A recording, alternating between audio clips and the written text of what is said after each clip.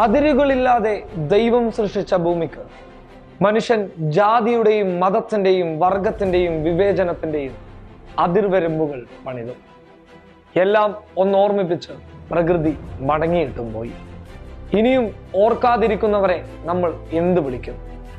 പട്ടിയുണ്ട്, സൂക്ഷിക്കുക. വീട്ടിലേക്ക് കടക്കരുത്. അന്യമതസ്ഥർക്ക് പ്രവേശനമില്ല. അഹിന്ദുക്കൾക്ക് പ്രവേശനമില്ല. മുസ്ലിമീങ്ങൾക്ക് പ്രവേശനമില്ല. പരസ്യം പതിക്കരുത്, പൊതുവഴിയാണ് എന്നൊക്കെയുള്ള വചനങ്ങൾക്കും എഴുത്തുകൾക്കും ഇനി മാറ്റങ്ങൾ സംഭവിക്കും. കാരണം കേരളം പഠിച്ചിരിക്കുകയാണ്. പട്ടിയെ വിട്ട് കടിക്കാൻ അയക്കുന്നവർ പോലും ഇന്ന് ഒരു ഭയത്തോടെയാണ് എല്ലാം കണ്ടുനിന്നത്.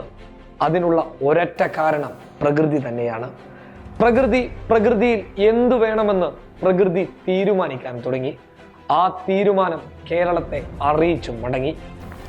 എന്നാൽ ഇതിനെതിരെ കടുത്ത മറുപടിയുമായാണ് മേജർ രവി വന്നിരിക്കുന്നത്. പ്രളയബാധിത പ്രദേശങ്ങളിലേക്ക് രക്ഷാപ്രവർത്തനത്തിനായി തന്റെ കൂട്ടുകാരനോടൊപ്പം ചെല്ലുകയും അവിടെ രക്ഷാപ്രവർത്തനം നടത്തുകയും ചെയ്ത മേജർ രവി കുറച്ച് മാധ്യമങ്ങൾക്ക് നൽകിയ അഭിമുഖം ഇങ്ങനെയാണ്. താൻ അവിടെ ചെല്ലുകയായിരുന്നു. രക്ഷാപ്രവർത്തനത്തിന് വേണ്ടി താനും തന്റെ കൂട്ടരും സന്നദ്ധരായിരുന്നു. എന്നാൽ ഒരു ദിവസം രാത്രി തനിക്ക് മുസ്ലിം പള്ളിയിൽ കഴിയേണ്ടി വന്നു. കഞ്ഞിയും കുടിച്ച് മറ്റുള്ള മതസ്ഥരോടൊപ്പം താൻ സന്തോഷവനായി നിന്നു. അതിൽ നിന്ന് താൻ ഒരു കാര്യം പഠിച്ചു. ഇനി താൻ ജാതിയും മതവും മറന്ന് ഒന്നിച്ചു നിൽക്കും, കേരളത്തിനൊപ്പം നിൽക്കും.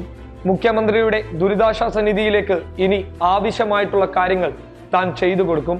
ഒരുപാട് പാഠങ്ങൾ തനിക്ക് പ്രളയം സമ്മാനിച്ചു. ഇനിയൊരു പുതിയ കേരളമാണ് നമ്മൾ വാഴ്ത്തിയെടുക്കേണ്ടത്. മുഖ്യമന്ത്രിയോടൊപ്പം നിൽക്കുക എന്നും കൂടിയാണ് അദ്ദേഹം ഓർമ്മപ്പെടുത്തിയത്. എന്നാൽ ഇതിനൊക്കെ അപ്പുറത്തും വർഗീയ വിഷം ചീന്തുന്നവർ ഇനിയും കേരളത്തിലുണ്ട്. അവർക്കെതിരെ കടുത്ത നീക്കവുമായി കേരളത്തിലെ ജനം ഒന്നിച്ചു നിന്നാൽ മാത്രമേ ഈ നാടിന് സമാധാനമുണ്ടാകൂ. News desk public Kerala.